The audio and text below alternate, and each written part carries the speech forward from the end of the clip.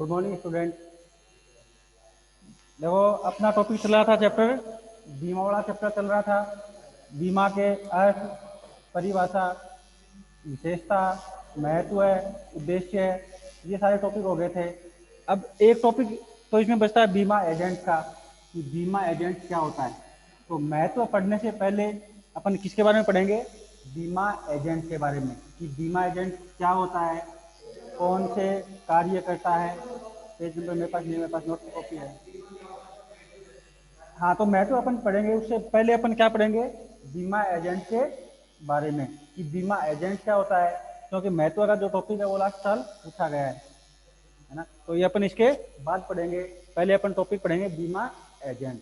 अब देखो, है जितने भी कार्य होते हैं बीमा से संबंधित, बीमा पॉलिसी लेना, पॉलिसी की जानकारी देना, बीमा से दूसरे लोगों को जोड़ना, वो सारे काम कौन करता है?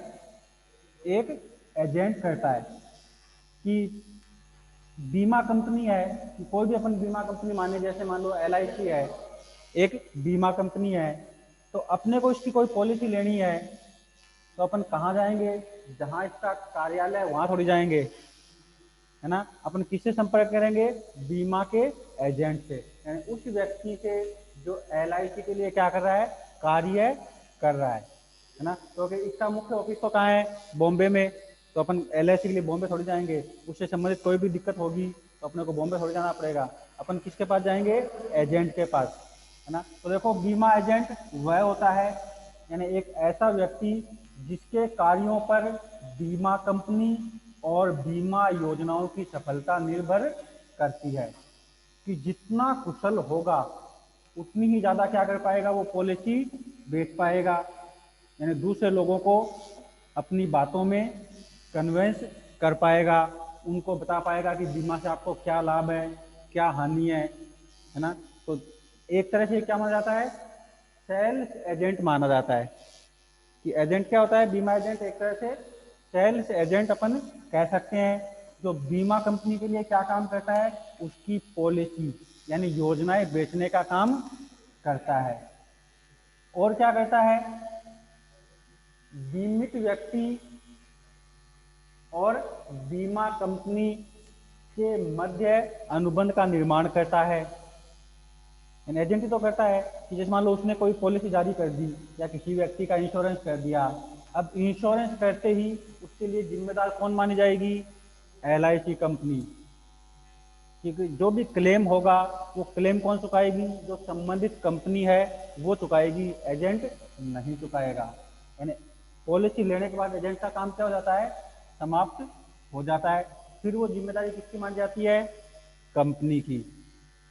कि यदि कोई दुर्घटना होती है तो जांच के लिए जो अधिकारी है या मूल्यांकन करने के लिए, जोखिम का मूल्यांकन अपने पीछे पड़ा था कि जोखिम का मूल्यांकन करती है, तो वो एजेंट कौन भेजेगी? कंपनी भेजेगी। क्लेम की राशि कौन स्वीकार करेगी? कंपनी स्वीकार करेगी। उसका भुगतान कौन करेगी? कंपनी करेगी। यानी सारे काम कंपनी करेगी। फिर एजेंट का कोई मतलब नहीं होता, उसने तो अपने को माल बेच दिया। अब माल में कोई भी दिक्कत है तो अपने को कहाँ संपर्क करना पड़ेगा? हेड ऑफिस में, कि वहाँ से सारी जो समस्याएं उसको निपटारा किया जाएगा। तो अपन इसकी परिभाषा में क्या कर सकते हैं कि बीमा एजेंट वो व्यक्ति होता है जो बीमा कंपनी के लिए क्या करता है? योजनाओं का विक्रय करता है, यानी योजना यानी पॉलिसी, उनका विक्रय करता है, दोनों के मध्य अनुबंध का निर्माण करता है और बीमा योजनाओं की जानकारी अन्य व्यक्तियों तक पहुंचाता है। वो कौन होता है? बीमा एजेंट होता है। उसके बाद में इसकी परिभाषा है। अपना जो पाठ है इसमें इसकी परिभाषा नहीं मिलेगी अपने को। परिभाषा कहाँ मिलेगी? जो अपन ने 10 का पाठ छोड़ रखा है ना। हाँ, वो कहाँ मिलेगी? उस पाठ में अनुबंध वाला जो चैप्टर है उसमें लास्ट में दे रखे हैं कि एक बीमा एजेंट है, उसकी क्या परिभाषा है। तो बीमा एजेंट उसे बताया गया है जो बीमा कंपनी के लिए क्या करता है? अन्य व्यक्तियों के साथ अनुबंध का कार्य करता है, या खुद के लिए क्या करता है? अनुबंध का काम करता है वो एजेंट माना जाता है। अब उसके बाद में देखो एजेंट की नियुक्ति कौन कर सकता है। जैसे मान लो आप एक संगठन चला रहे हो या आप संगठन नहीं चला रहे हो, तो आप किन परिस्थितियों में अपने लिए एजेंट नियुक्त कर सकते हो, है ना। कि मान लो मेरे को एजेंट बनाना है, तो वहाँ मेरी योग्यताएं देखी जाएंगी कि मैं जो जिस व्यक्ति को एजेंट बना रहा हूँ उसको एजेंट,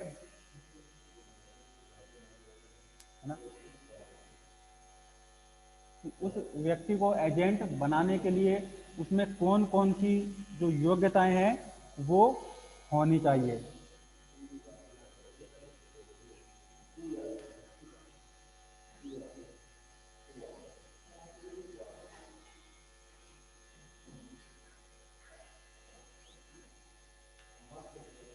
ना, अब देखो एजेंट कौन बना सकता है कि सभी वयस्क व्यक्ति क्या कर सकते हैं, अपना एजेंट नियुक्त कर सकते हैं। तो पहला क्या हो गया कि सभी वयस्क व्यक्ति अपना एजेंट नियुक्त कर सकते हो, चाहे वो निजी क्षेत्र के हो, चाहे गवर्नमेंट के हो, चाहे कोई काम करते हो न करते हो, किसी संगठन से जुड़े हुए हो, किसी संगठन से न जुड़े हो, बस क्या होना चाहिए, 18 साल से बड़ा वो होना चाहिए। वो किसी, ताकि बीच में मत बोला कर ना, ना कि 18 साल से बड़ा कोई भी व्यक्ति है वो क्या कर सकता है, अपना एजेंट किसी भी दूसरे व्यक्ति को नियुक्त कर सकता है।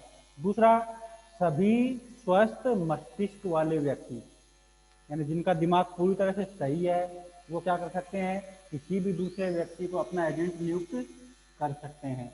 तीसरा, ऐसे व्यक्ति जिन पर कोई भी मुकदमा नहीं चल रहा, यानी मान लो मैं हूँ और मेरे पे कोई मुकदमा चल रहा है, तो मैं किसी व्यक्ति को जब तक मुकदमा पूरा नहीं होगा एजेंट नहीं बना सकता। चौथा, सभी निगम और कंपनियां क्या कर सकते हैं, किसी भी व्यक्ति को अपना एजेंट बना सकते हैं। पांचवा, न्यायालय द्वारा प्राप्त संरक्षक, वो भी क्या माना जाता है, एजेंट माना जाता है। कि जैसे मान लो कोई बालक है, 18 साल से कम का है और उसके पास करोड़ों की संपत्ति है ना, माता पिता दोनों का मतलब डेथ हो गई, तो कौन माने जाएंगे, या तो दादा या दादी, मान लो वो भी नहीं है, नाना नानी वो भी नहीं है, माता और पिता के सगे भाई बहन, है ना, यानी मौसी और पापा के सगे भाई बहन या तो चाचा या ताऊ, वो भी नहीं है। तो ऐसी स्थिति में कोर्ट क्या करेगी, उसके लिए एक व्यक्ति को एजेंट बनाएगी कि जब तक ये 18 साल का नहीं होगा तब तक उसकी संपत्ति की देखभाल कौन करेगा, वो व्यक्ति जिसे कोर्ट ने क्या किया उसके लिए नियुक्त किया है। तो वो तो या तो उनके परिवार का कोई दूर का रिश्तेदार हो सकता है, या किसी अन्य व्यक्ति को, मतलब कोई भी वकील या कोई भी दूसरा व्यक्ति जिसको कोर्ट अनुमति देती है कि आप इसकी संपत्ति का क्या कर सकते हो, निगरानी और देखभाल कर सकते हो, तो उसको सजा होगी कि उसके कार्यों पर निगरानी कौन रखेगा, न्यायालय उसको कोर्ट हायर कर रही है, ऐसे थोड़ी कि अपनी मर्जी से वो संरक्षक बन गया।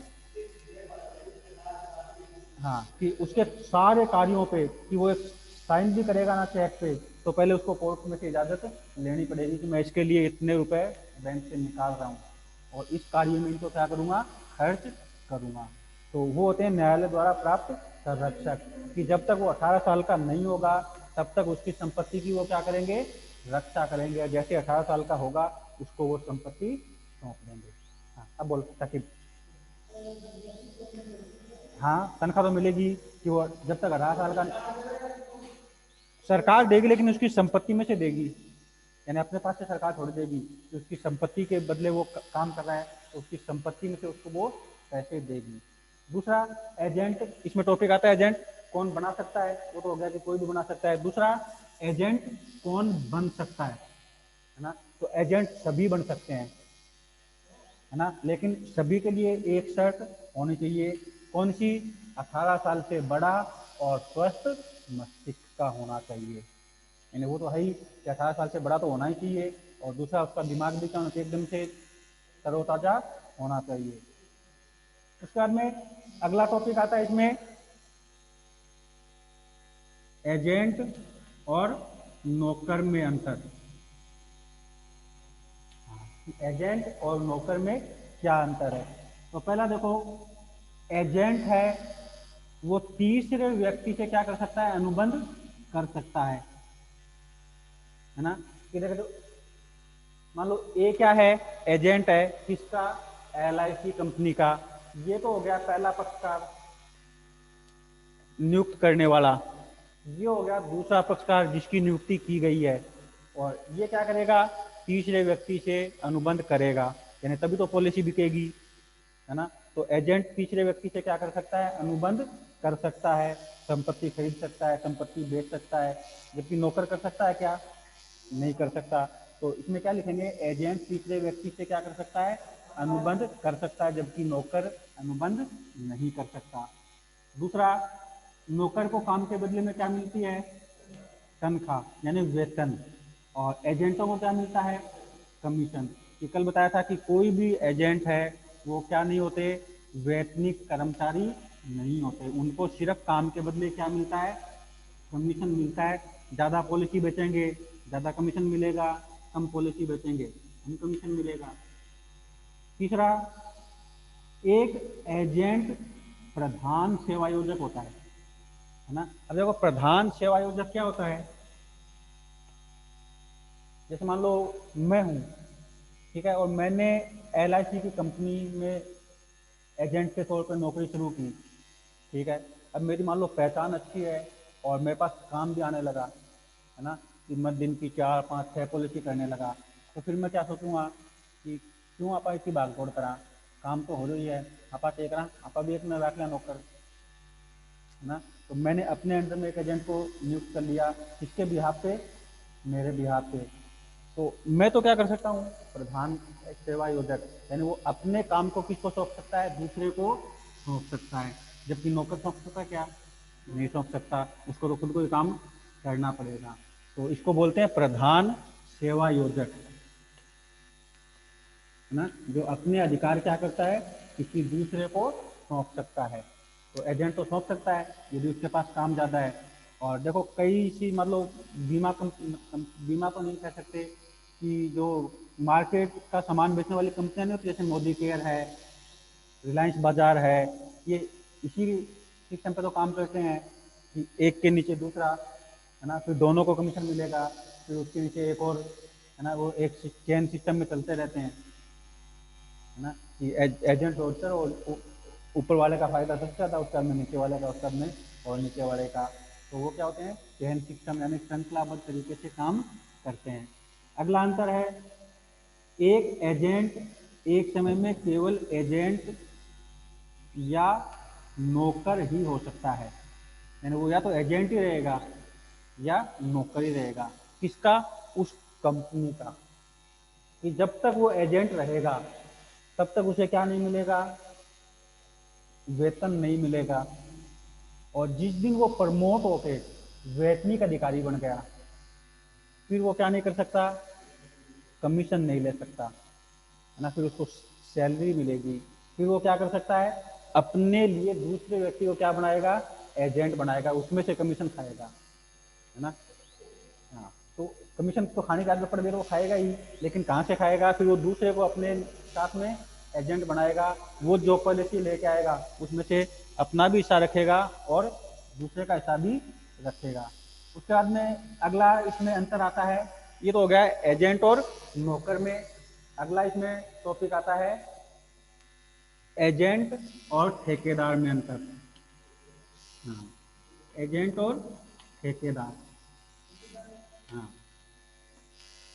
ठेकेदार में अंतर।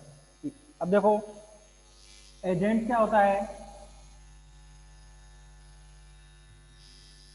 एजेंट ने कोई गलती की, ठीक है, मान लो प्रीमियम की राशि उसने ज़्यादा बता दी या क्षतिपूर्ति की राशि ज़्यादा बता दी, तो उसके लिए जिम्मेदार कौन मानी जाएगी, कंपनी मानी जाएगी, है ना। कि एजेंट के कार्यों के लिए जिम्मेदार कौन होती है, कंपनी होती है। जबकि ठेकेदार अपने कार्यों के लिए खुद जिम्मेदार होता है ना, कि गलती उसकी मानी जाएगी। और यहाँ गलती तो एजेंट ने की, लेकिन उस एजेंट गलती की भरपाई कौन करेगी, कंपनी को करनी पड़ेगी, क्योंकि वो तो उसके साथ अनुबंध करवा रहा है ना, कि वो तो साइन हुए, साइन होते ही अपन किसके प्रति चले जाएंगे, कंपनी के लिए चले जाएंगे। दूसरा, एक ठेकेदार परिस्थितिवश एजेंट हो सकता है, यानी वो कंडीशन है 10 के पास में थी, वो पास हटा दिया ना, तो अपने को इतना याद रखना है कि एक एजेंट, एक ठेकेदार परिस्थितिवश क्या बन सकता है, एजेंट तो बन सकता है, लेकिन एक एजेंट क्या नहीं बन सकता, कभी भी ठेकेदार नहीं बन सकता ना। तो वो परिस्थितियाँ थी 10 के पाठ में, वो हाँ पाठ ही हट गया, तो अपन उनकी बातें क्यों करें, अब तो छोटा सा टॉपिक है, तो अंतर अपन ने कर लिए। उसके बाद में देखो बीमा एजेंट की विशेषताएं, कि एक बीमा एजेंट में कौन कौन सी विशेषताएं पाई जाती हैं ना। बीमा एजेंट की विशेषताएं, एक बीमा एजेंट में कौन कौन सी विशेषता पाई जाती है। तो पहली विशेषता तो वही है कि इसके कार्यों के लिए जिम्मेदार कौन होती है, बीमा कंपनी इसके कार्यों के लिए जिम्मेदार होती है, कि उसका अपने कार्यों के प्रति कोई दायित्व नहीं होता। दूसरा, एक एजेंट का पंजीकृत होना जरूरी है ना, यानी उसका कंपनी में क्या होना चाहिए, रजिस्ट्रेशन होना चाहिए। कि अपन कोई भी एजेंट अपने घर पे आएगा तो सबसे पहले अपन क्या देखेंगे, उसकी पहचान तो देखेंगे, ये एजेंट है या नहीं है, कि अपने पैसे भी लग जाएं और अपने को पॉलिसी भी नहीं मिले, है ना, तो उसका क्या होना चाहिए, रजिस्टर्ड नंबर होना चाहिए। अगला, एजेंट को उसके कार्यों के बदले क्या मिलता है, कमीशन मिलता है, कोई भी सैलरी उसको नहीं मिलेगी। और चौथी विशेषता, इसे इस एजेंट को कमीशन के अलावा कुछ भी नहीं मिलता, चाहे वो कितनी पॉलिसी कर ले, कि मान लो वो दिन की 1 लाख रुपए की पॉलिसी भी करेगा ना, तो भी उसको कमीशन ही मिलेगा, यानी एक्स्ट्रा बेनिफिट उसको कुछ नहीं मिलेगा ना। तो एजेंटों को कौन देता है, अब मान लो LIC कंपनी है, तो भारत में इसके सोचो कितने के एजेंट होंगे ना। अपने मोहल्ले में देखो, एक दो तो अपन देखेंगे, ढूंढेंगे तो पक्का मिल जाएगा, है ना, जो एजेंट है किसी न किसी कंपनी का, है ना। अब इतने पूरे देश भर में इतने एजेंट हैं, उनको कमीशन कहाँ है, वो दिवाली बोनस कहाँ से दिया जाएगा, है ना। हाँ, तो वो तो एक के बाद एक के बाद एक में होते हैं, और कई तो ऐसे, हाँ, और कई तो ऐसे होते हैं जिनका कंपनी में नाम ही नहीं होता, है ना। कि कई तो ऐसे होते हैं जिनका क्या नहीं होता, कंपनी में नाम ही नहीं होता।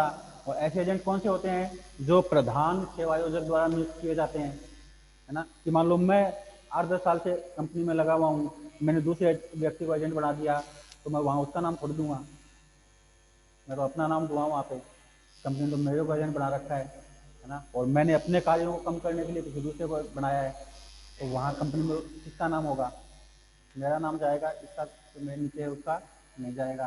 तो ऐसे को कौन दिवाली बोनस देगा, कि उनका तो कोई रिकॉर्ड ही नहीं है, मैं क्यों दूंगा, कि कम, तो मेरे को मिला तो मैं अपने पास रखूँगा, मैं उसको क्यों दूंगा, है ना।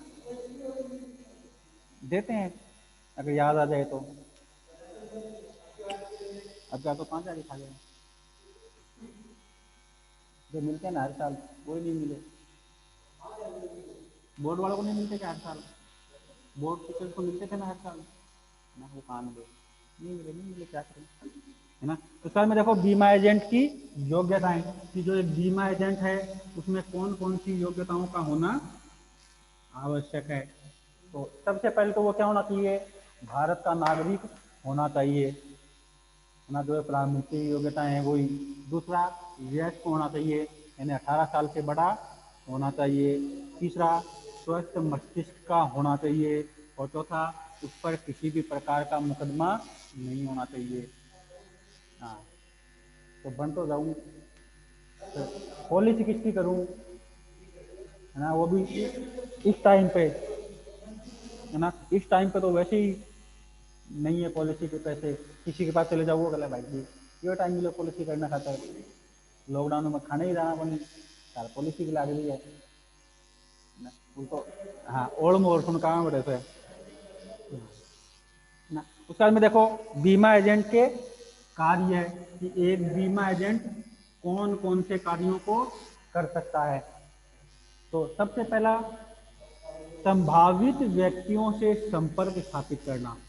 अब संभावित व्यक्ति कौन, कि उनको पता रहता है अपने मोहल्ले में कि हाँ साकिब है, ये LIC करवा सकता है ना, तो वो पहले साकिब से क्या करेगा, दोस्ती करेगा, है ना, धीरे धीरे उसको बीमा के बारे में बताना शुरू करेगा कि मैं देख बीमा से, हाँ बीमा से जुड़ा हुआ हूँ, मेरे को ये तो कमीशन मिलता है, ये फ़ायदे मिलते हैं, और कोई दिन मौका मिलेगा ना तो इसको ऐसा डराएगा कि बस इसको ये लगने लग जाएगा कि अगर बीमा पॉलिसी ली नहीं ना तो ज़िंदगी में कुछ नहीं किया ना। फिर वो क्या करेगा, उसको पॉलिसी बेच देगा, और बेचने के बाद फिर जब साकिब फ़ोन करेगा ना तब क्या बोलेगा, चाहे झुंझुनू में हो मैं तो बगड़ आया हुआ हूँ। हाँ हाँ, और नंबर भी ज़्यादा बार बार में परेशान करेगा ना तो नंबर ब्लॉक कर देगा ना। फिर साकिब घूमता रहे पीछे पीछे कि कौन था, कहाँ से कमीशन लेना है, कहाँ से क्या करना है ना। और गलती से क्लेम हो गया, मान लो दुर्घटना हो गई, क्लेम हो गया, तो फिर तो मिलना ही नहीं, साकिब को भूल ही जाएगा कि कौन साकिब था। तो बीमा व्यक्ति ये क्या करता है, संभावित व्यक्तियों से संपर्क करता है, यानी जो पॉलिसी लेना चाहते हैं। दूसरा, हाँ, बीमा योजनाओं के लिए उनको प्रोत्साहित करना, यानी लालच देना कि आप ये पॉलिसी लोगे तो आपको इतना प्रीमियम मिलेगा, बूढ़ा होने के बाद इतनी पेंशन मिलेगी, एक साथ लोगे तो इतना लाख रुपए मिलेंगे, यानी कैसे भी करके उनका उद्देश्य क्या होता है, एक पॉलिसी उसके नाम पर चिपकाना कि कम से कम एक पॉलिसी तो वो ले। नहीं, हमारे तो स्कूल वालों ने करा रखी है। हाँ,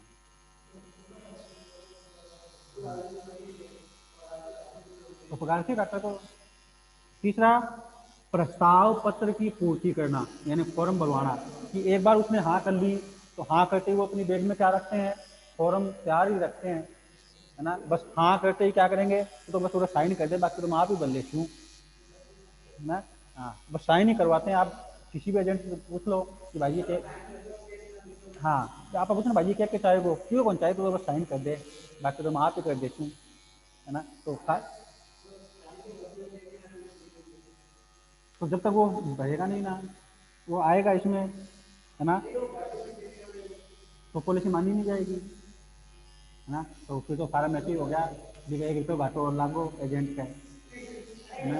हाँ, उसके बाद में देखो, आवश्यक प्रपत्र तैयार करना, कि भी को आधार कार्ड भी मांगा होगा, भी को पैन कार्ड भी मांगा होगा, भी पासबुक भी लेगो, फोटो भी चिपकाओगो, यानी सारा डॉक्यूमेंट तैयार कर लेगो। और डॉक्यूमेंट तैयार करने के बाद में सबसे जरूरी काम, बीमा प्रीमियम प्राप्त करना, है ना, कि कितना रुपया लेना प्रीमियम का। उसके बाद उसके उत्तराधिकारी का चयन करना, कि मान लो कल को अगर मर गया तो जो क्लेम की राशि है वो किसको मिलेगी, तो उसमें हर बीमा पॉलिसी में उसका नाम लिखा जाता है कि जिसको मरने के बाद उसकी राशि मिलती है। उसके बाद में अगला, सभी आवश्यक सूचनाएं देना, है ना। सूचनाएं कौन सी, जो उसके फायदे की हों, वही बताते हैं। जो नुकसान वाली है वो कोई नहीं बताता कि ऐसा हो गया तो आपको ये घाटा हो सकता है, ये हो सकता है, वो कोई नहीं, सिर्फ उनको तो क्या बताएंगे, जो अच्छी अच्छी बातें हैं ना सेलेक्टेड, वो बताई जाती है। और दुर्घटना के बाद दावों की सत्यता की जांच करना, जैसे मान लो मेरे से किसी ने पॉलिसी करवाई, ठीक है, और उसकी गाड़ी का एक्सीडेंट हो गया, और बाई चांस बीमा कंपनी ने मेरे को ही क्या बना के भेज दिया, जांच अधिकारी बना के भेज दिया कि तू पता लगा का, है ना। तो पॉलिसी लेते टाइम तो मैं क्या करो, सुबह से जानो साकिब ने कि हाँ साकिब है, स्टूडेंट है, सारा काम है, लेकिन जब क्लेम की जांच करना चाहूँगा ना, तो आप उसमें गाड़ी तेरी है, तू बड़े गए हो क्या, हाँ जब तक चलानी नहीं आ रही तो लाइसेंस तेरे नाम से है कि कल बनवायो, है ना, बड़े के करने गए, कितनी स्पीड में ही, ना। तो मतलब ऐसे उटपटांग सवाल कि जैसे वो उसको जानता ही नहीं हो। और सत्यता की जांच होने के बाद दावे का भुगतान करना, यानी क्लेम की राशि को उसको पेमेंट करना। और पेमेंट कैसे होता है, कल मैंने बताया था कि एक बार तो सारा अपने को देना पड़ेगा, बीमा कंपनी तो उसके बाद वो किस्तों में चुकाती रहती है। तो ये हो गई बीमा एजेंट के कार्य। और अब इसका अंतिम टॉपिक, कि ऐसे कौन से कार्य हैं जो बीमा एजेंट नहीं कर सकता, यानी करने वाला तो अपन ने पढ़ लिया कि वो क्या क्या काम करता है। अब कुछ काम ऐसे हैं जो वो कभी भी नहीं कर सकता। तो पहला है कि वो प्रीमियम की राशि में कटौती नहीं कर सकता, है ना। कि प्रीमियम की राशि कौन तय करती है? जो कंपनी है वो तय करती है कि 10,000 का यदि अपन बीमा कर रहे हैं तो उस पर 3% अपने को प्रीमियम लेना है। 20,000 का है तो 5%, 50,000 का है तो 8%, 1 लाख का है तो 10%, यानी जितना कंपनी ने तय कर दिया उसको वो प्रीमियम लेना पड़ेगा। यानी उसमें से वो क्या नहीं कर सकता, किसी भी प्रकार की कमी नहीं कर सकता। अब मान लो उसने कमी कर दी तो वो राशि कौन भरेगा? एजेंट को खुद को भरनी पड़ेगी, है ना। कि जैसे मान लो उसने 10,000 की पॉलिसी करवाई किसी ने, कितना बनता है? 300 रुपये। अब उसने ये कहा कि चलो तो 250 दे दे, मैं आप ही कर लूँगा, ठीक है। तो उसने 250 तो ले दिए। अब जो 50 रुपये है वहाँ तो कंपनी में तो पूरे कराने पड़ेंगे, तो डॉक्यूमेंट कंपनी में जाएंगे, तो कंपनी में जाएंगे तो कंपनी तो इसके हिसाब से पैसे लेगी 300 रुपये। तो 50 रुपये कौन मिलाएगा अपने पास से? एजेंट को मिलाने पड़ेंगे। कि वो किसी भी परिस्थिति में, यानी इसका कोई अपवाद नहीं है कि वो किसी भी परिस्थिति में क्या कर सकता है? प्रीमियम की राशि में कटौती कर सकता है। कोई अपवाद नहीं है, नहीं कर सकता मतलब नहीं कर सकता। जितनी है उतनी ही लेनी पड़ेगी, किसी को पॉलिसी लेनी हो या न लेनी हो। यानी बाकी सारा वो शूट कर सकता है कि तो आधार कार्ड बाद में दे दिए, तो पैन कार्ड बाद में दे दिए, फोटो बाद में दे दिए, लेकिन पैसे पूरे लगेंगे। दूसरा, वह अपनी मर्जी से विज्ञापन नहीं कर सकता, है ना। कि विज्ञापन भी कौन करेगी? कंपनी करेगी। एजेंट कभी भी विज्ञापन नहीं कर सकता और करते भी नहीं है, यानी उनको इतना ही तो कमीशन मिलता है, और विज्ञापन करेंगे तो वो सारा कमीशन किस में चला जाएगा? विज्ञापन में चला जाएगा। तीसरा, वह किसी भी दूसरे बीमा एजेंट के कार्यों में हस्तक्षेप नहीं कर सकता। जैसे मालूम एक ही मोहल्ले में 2 एजेंट रहते हैं और मेरे को पहले पता चल गया कि कृष्णा एजेंसी कराने वाला, मैंने पहले इससे मिल लिया, तो दूसरा आके इससे नहीं मिल सकता। यदि ऐसा होगा तो दोनों के लाइसेंस क्या हो जाएंगे? रद्द हो जाएंगे। चौथा, वह बिना पंजीकृत हुए एजेंट का कार्य नहीं कर सकता, है ना। यानी उसका अपने सबसे पहले पढ़ा था कि उसका क्या होना चाहिए? रजिस्ट्रेशन होना चाहिए। बिना रजिस्ट्रेशन के तो वो एजेंट बन ही नहीं सकता। और पांचवा, वह अपने कार्य क्षेत्रों के जो अधिकार हैं, यानी जो अधिकार उसको कंपनी की तरफ से दिए गए हैं, उन अधिकारों के बाहर जाकर कार्यों को पूरा नहीं कर सकता। जो लिमिटेशन कंपनी द्वारा उसको बताई गई हैं कि आप ये काम कर सकते हो, ये आपके अधिकार हैं, ये आपके दायित्व हैं, उनको वो अधिकार और वो दायित्व पूरे करने होते हैं। तो आज का अपना एक छोटा सा टॉपिक था बीमा एजेंट।